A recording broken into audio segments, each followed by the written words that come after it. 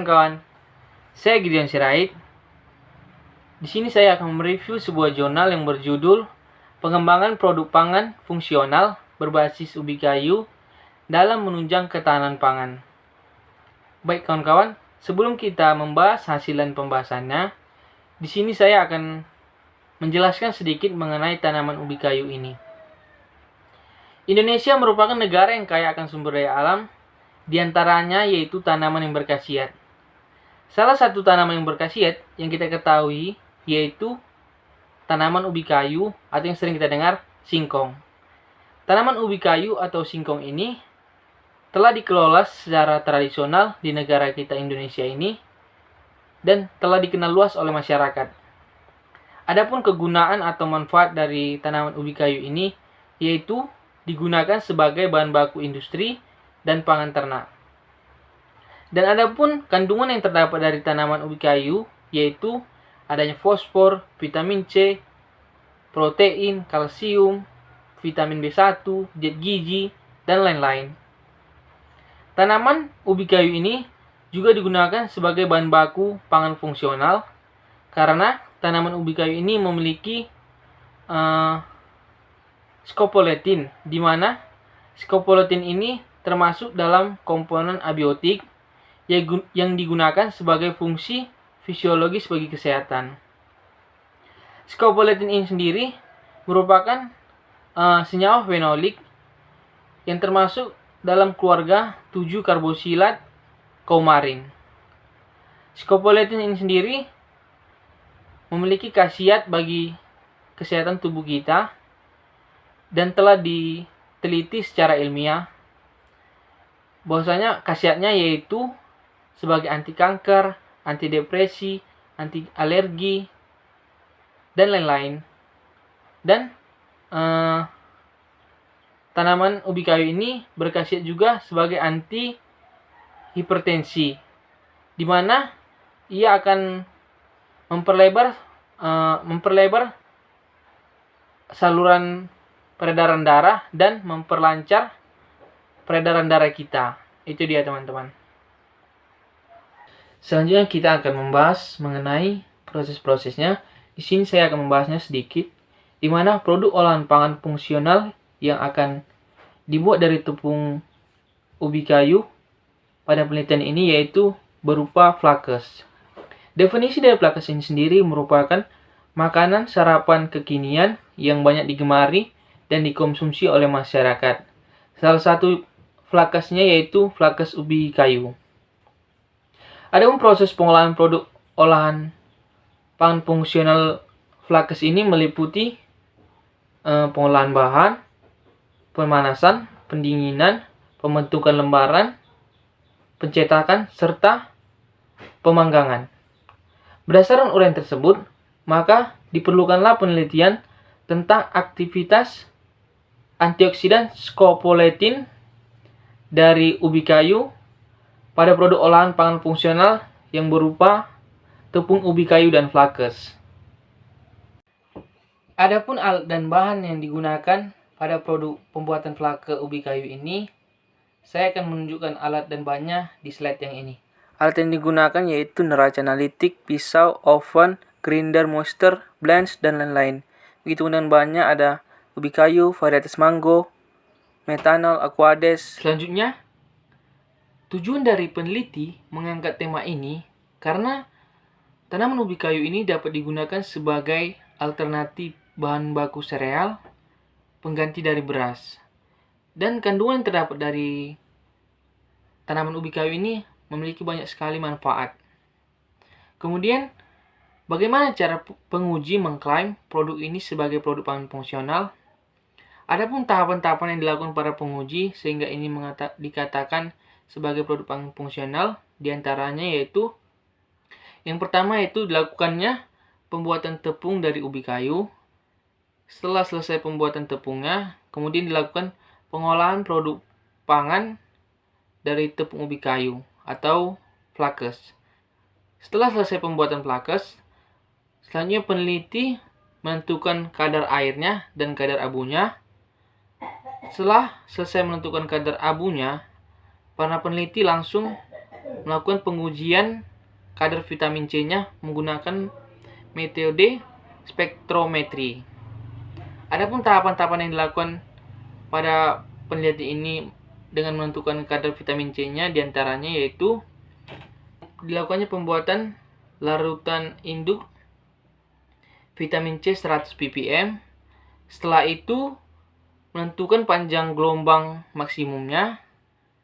Setelah selesai menentukan panjang gelombang maksimum, kemudian peneliti melakukan pengujian kurva kalibrasi. Dan yang terakhir, mereka menentukan kadar sampelnya. Setelah selesai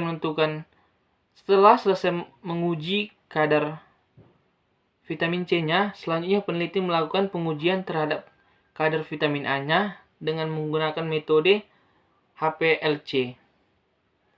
Dan yang terakhir, setelah melakukan pengujian terhadap vitamin A-nya, penguji atau peneliti melakukan uji organoleptik. Itu dia. Selanjutnya kita masuk ke hasil dari pembuatan tepung ubi kayu dan tepung kacang merah. Adapun pembuatan tepung kayu ini dilakukan dengan cara pengirisan. Karena dari hasil penelitian, dengan cara melakukan pengirisan, maka dihasilkan tepung ubi kayu yang lebih banyak dibandingkan dengan cara penyautan. Hal tersebut disebabkan karena adanya luas permukaannya.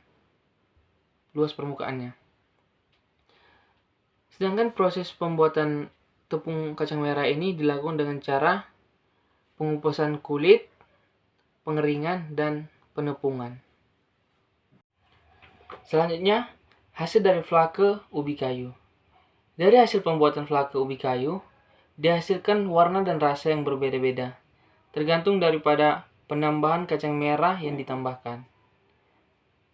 Di mana flake yang memiliki perbandingan 5:0 menghasilkan warna kuning, renyah, dan berbau khas singkong.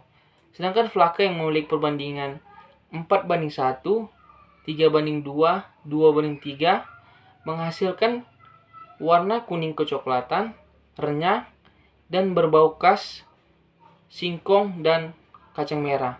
Sedangkan flake yang memiliki perbandingan 1:4, dia menghasilkan warna kuning kecoklatan pekat, sedikit renyah, dan berbau langu. Hasil analisis kimia produk flake ubi kayu.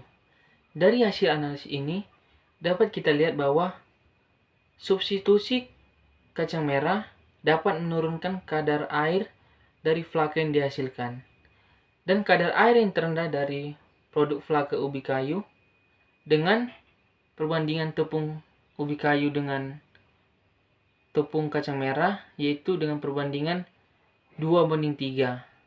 Semakin rendah kadar air yang dihasilkan dari suatu produk, maka menghasilkan daya simpan dan keawetan yang lebih lama.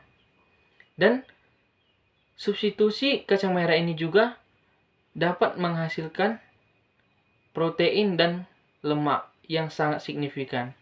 Hal ini sangat memanfaatkan karena produk flake ubi kayu ini akan diberikan kepada anak-anak yang berusia 5-10 tahun yang sedang mengalami proses pertumbuhan. Dan hasil dari analisis kadar abu produk flake ini mengalami peningkatan dengan ditambahkannya tepung kacang merahnya. Jadi, semakin tinggi kadar abu yang dihasilkan dari suatu produk tepung, hal tersebut semakin tidak baik. Karena kadar abu sangat mempengaruhi tingkat kestabilan suatu adonan. Begitupun dengan analisis dari kadar protein, juga mengalami kenaikan. Namun hal ini sangat menguntungkan karena produk flake ini dikonsumsi oleh anak-anak yang sedang mengalami pertumbuhan. Selanjutnya kita akan menganalisis kadar vitamin dari produk flake dengan penambahan tepung kacang merah. Dari hasil analisis ini, dapat kita ketahui bahwa kadar vitamin C mengalami peningkatan dengan ditambahkannya tepung kacang merah. Namun, pada saat analisis kadar vitamin A, kadar vitaminnya mengalami penurunan. Hal ini disebabkan Karena pada saat penetralan KOH dengan menambahkan asam asetat glasial, hal tersebutlah yang membuat kadar vitamin A mengalami penurunan.